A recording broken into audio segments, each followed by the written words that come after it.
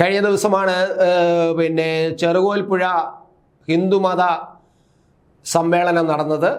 അതിൽ പ്രധാനമായിട്ടും പങ്കെടുത്തത് RSSന്റെ സർവോച്ചംഗ ചാലകായ ഡോക്ടർ മോഹൻ ഭഗവത്താണ്. അദ്ദേഹം പൊതുവിൽ നമ്മൾ കുറച്ച് അടുത്ത കാലത്തായിട്ട് അദ്ദേഹം നടത്തുന്ന പ്രസ്ഥാനങ്ങളും പ്രസംഗങ്ങളും നമ്മൾ വിലയിരുത്തുമ്പോൾ അദ്ദേഹം ഈ രാജ്യത്തിനെ എങ്ങനെ ഒരുമിച്ച് കൊണ്ടുപോകാം എന്നതിനെക്കുറിച്ച് ചിന്തിക്കുകയാണ്. BJP ലൈനിലല്ല അദ്ദേഹം പലപ്പോഴും പ്രസംഗിക്കുന്നത് എന്നതാണ് നമ്മൾ എടുത്തു കാണേണ്ടത്. BJP അങ്ങനെ തന്നെയാണ്. പക്ഷേ BJPയെ പിന്നെ മറ്റ് രാഷ്ട്രീയ പാർട്ടികൾ BJPയെ അങ്ങനെ ചിത്രീകരിച്ച്, പ്രത്യേകിച്ച് കേരളത്തിൽ BJP അങ്ങനെ ചിത്രീകരിച്ച് മോശമാക്കിയിരിക്കുകയാണ്. പക്ഷേ BJPക്കാർക്ക് അതിൽ ഒരു വിഷമവുമില്ല. അവരതിന് മറുപടി പറയാനോ രംഗത്ത് വരാറുമില്ല. ഞങ്ങൾ അങ്ങനെ തന്നെങ്കിൽ അങ്ങനെ തന്നെ എന്ന തരത്തിലാണ് BJP പോകുന്നത്. എന്നാൽ അങ്ങനെയല്ല, ഞങ്ങൾ ഒരു മതേതരത്വ സ്വഭാവം കാണിക്കുന്നവരും രാജ്യത്തിന് വേണ്ടിയിട്ടും രാഷ്ട്രത്തിന് വേണ്ടി നിൽക്കുന്നതാണെന്നും രാഷ്ട്രത്തിൻ്റെ ശക്തിയും രാഷ്ട്രത്തിൻ്റെ വളർച്ചയുമാണ് BJPയുടെ ഉദ്ദേശമെന്നും ഇവിടെ ഒരു മതരാഷ്ട്രം സ്ഥാപിക്കാനും BJPക്ക് താല്പര്യമില്ല എന്നും തുറന്നു പറയാൻ ഇതുവരെയും BJP നേതാക്കളും തയ്യാറായിട്ടില്ല.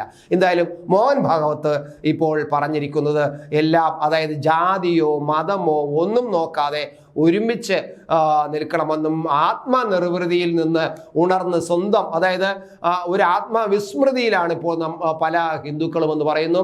അങ്ങനെ വിസ്മൃതിയിൽ കടക്കുന്ന എന്തിന് ഇതൊക്കെ, എന്തിനു വേണം, നമ്മളല്ലെങ്കിലും ഇങ്ങനെ തന്നെ എന്ന തരത്തിലുള്ള ഒരു തരം ഒരു ആത്മാവിനെ തന്നെ സ്വയം പിന്നെ ചതിച്ചുകൊണ്ടുള്ള ഒരു വിസ്മൃതിയിൽ നിന്ന് മാറണമെന്നും സ്വന്തം കരുത്ത് തിരിച്ചറിയണമെന്നും വളരെ കരുത്തരാണ് നമ്മളെന്നും തിരിച്ചറിയണമെന്നും അതിന് വിജയശാലിയായ ഹിന്ദു സംഘടനയ്ക്ക് വേണ്ടത് എന്ന് പറഞ്ഞ് അദ്ദേഹം ഒരുമിച്ച് നിൽക്കണമെന്നും ഒന്നായി രാജ്യത്തിനുവേണ്ടി പ്രവർത്തിക്കണമെന്നാണ് അന്ന് RSS സർവ്വസംഘചാലകൻ ഡോക്ടർ മോഹൻ ഭാഗവത്ത് പറഞ്ഞത്. സംഘടിത സമാജം വിജയം വരിക്കണമെന്നത് ലോകനീതിയാണ്.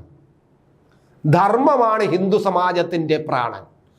ധർമ്മത്തിൻ്റെ ചട്ടക്കൂടിന് പുറത്തുള്ള ജാതി വിവേചനവും തൊട്ടുകൂടായ്മയും അടക്കമുള്ള എല്ലാറ്റിനെയും ഉപേക്ഷിച്ച് ഒന്നെന്ന ഭാവത്തിൽ ഉയരാൻ കഴിയണം.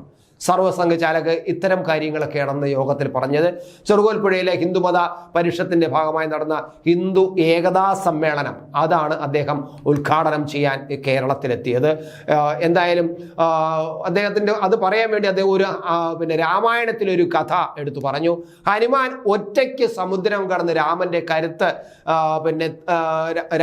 കരുത്ത് രാവണന് ബോധ്യപ്പെടും വിധം ലങ്കാദഹനം നടത്തിയെന്നാണ്. രാമൻ ആരാണ്, രാഷ്ട്രത്തിൻ്റെ ഇന്ത്യ മഹാരാജ്യത്തിൻ്റെ ഭരണാധികാരിയായ രാമൻ ആരാണ് എന്ന് കാണിച്ചു കൊടുക്കാൻ ഒറ്റയ്ക്ക് ഹനുമാൻ ഈ സമുദ്രം കടന്നിട്ട്, സ്വന്തം കരുത്തുപയോഗിച്ച് സമുദ്രം കടന്നിട്ട് രാവണന് ബോധ്യപ്പെടുത്തി കൊടുത്ത ആളാണ്. അവിടെ ലങ്കയെ ചുട്ടുകരിച്ച ആളാണ്. ഇതുപോലെ സ്വന്തം കരുത്ത് തിരിച്ചറിഞ്ഞ് ഹിന്ദു സമാജം സംഘടിക്കണം. സത്യവും കരുണയും ധീരതയും പരാക്രമവുമാണ് നമ്മുടെ പാരമ്പര്യം. നമുക്ക് ഈശ്വരന്മാരുടെ പേരിൽ തർക്കമില്ല. നമുക്കെല്ലാം ഈശ്വരനാണ്, എല്ലാവരിലും ഈശ്വരനാണ്. പശുവിനെ നമ്മൾ അമ്മയായി കാണും, പർവ്വതങ്ങളെ പ്രദക്ഷിണം ചെയ്യും. ഓരോ കണത്തിലും ഈശ്വരനാണുള്ളത്. വസുദൈവ കുടുംബകം എന്ന ഈ ദർശനമാണ് ലോകം പ്രതീക്ഷയോടെ ഉറ്റുനോക്കുന്നത് എന്നാണ് അദ്ദേഹം പറഞ്ഞത്. വളരെ ഫലവത്തായ, വളരെ അർത്ഥവത്തായ വാക്കുകളാണ് അദ്ദേഹം കേരളത്തിൽ ഈ ഹിന്ദു മഹാസമ്മേളനത്തിൽ ചെറുകോൽപ്പുഴയിൽ സംസാരിച്ചത്. അധർമ്മം പെരുകുന്നു, അയ്യോ കേരളം അങ്ങനെ ആയിപ്പോയി എന്ന് പറഞ്ഞ് കരഞ്ഞിരിക്കരുത്. കേരളം മാത്രമല്ല, രാജ്യം മുഴുവൻ അങ്ങനെയാണെന്ന് ഇപ്പോൾ പറയുന്നുണ്ട്. പ്രത്യേകിച്ച് കേരളത്തിൽ അധർമ്മം മാത്രമേ ഉള്ളൂ. എല്ലാ ദിവസവും കൊലപാതകം, എല്ലാ ദിവസവും പിടിച്ചുപറി, എല്ലാ ദിവസവും പിന്നെ തട്ടിപ്പ്, ഈ വാർത്തകൾ നിറയുന്ന ഒരു കേരളം. അങ്ങനെ അധർമ്മം പെരുകുന്നു പറഞ്ഞ് മുറ വിളിച്ചുകൊണ്ട് കരഞ്ഞുകൊണ്ട് ഇരുന്നിട്ട് കാര്യമില്ല. വീടുകളിൽ ആഴ്ചയിലൊരിക്കെങ്കിലും ഒരുമിച്ചിരുന്ന് നമ്മുടെ സംസ്കാരത്തെക്കുറിച്ച് ചർച്ച ചെയ്യണം.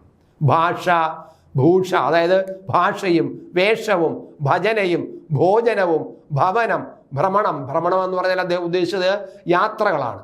എന്നീ 6 ഭകാരങ്ങൾ ധർമ്മരക്ഷയുടെ ഉപായങ്ങളാണെന്ന് അദ്ദേഹം പറയും. ഇത് നമ്മുടെ നാട്ടിൽ നമുക്ക് കേരളത്തിൽ കയറിയില്ല. നമ്മൾ ഒരുമിച്ചിരുന്ന് ആഹാരം പോലും ഒരു വീട്ടിൽ ഒരുമിച്ചിരുന്ന്, വീട്ടിലുള്ള ആകപ്പാടെ 4 പേരായിരിക്കും, അച്ഛനും അമ്മയും 2 മക്കളും, അങ്ങനെ 4 പേരാണ് ഒരു വീട്ടിലുണ്ടെങ്കിൽ പോലും ആ ഒരു വീട്ടിൽ ഒരുമിച്ച് 4 പേരിരുന്ന് ഒരു നേരം പോലും ആഹാരം കഴിക്കാത്ത അവസ്ഥയാണ്. പിന്നെ ആ വീട്ടിൽ എങ്ങനെയാണ് ഐക്യമുണ്ടാകുക? ആ വീട്ടിൽ എങ്ങനെയാണ് ആ അംഗങ്ങൾ തമ്മിലുള്ള മാനസിക സൗഹൃദം ഉണ്ടാകുക? അതുണ്ടാകുന്നില്ല എന്നുള്ളതാണ്. പിന്നെ ഒരുമിച്ചൊരു യാത്ര എത്ര കാലം എങ്ങനെയാണ് പോകുന്നത്? ഇങ്ങനെ ഒരുമിച്ചിരുന്നൊരു ചർച്ച നമ്മുടെ നാട്ടിലെ സംസ്കാരത്തെക്കുറിച്ചും നാട്ടിൽ നടക്കുന്ന വിശേഷങ്ങളെക്കുറിച്ചും വേണമെങ്കിൽ രാഷ്ട്രീയത്തെക്കുറിച്ചും രാഷ്ട്രീയമല്ലാത്ത കാര്യങ്ങളെക്കുറിച്ചും നാട്ടിൽ നടന്ന കാര്യങ്ങളും സ്കൂളിൽ നടന്ന കാര്യങ്ങളുമൊക്കെ ഒരുമിച്ചിരുന്ന് ചർച്ച ചെയ്യാറുണ്ടോ?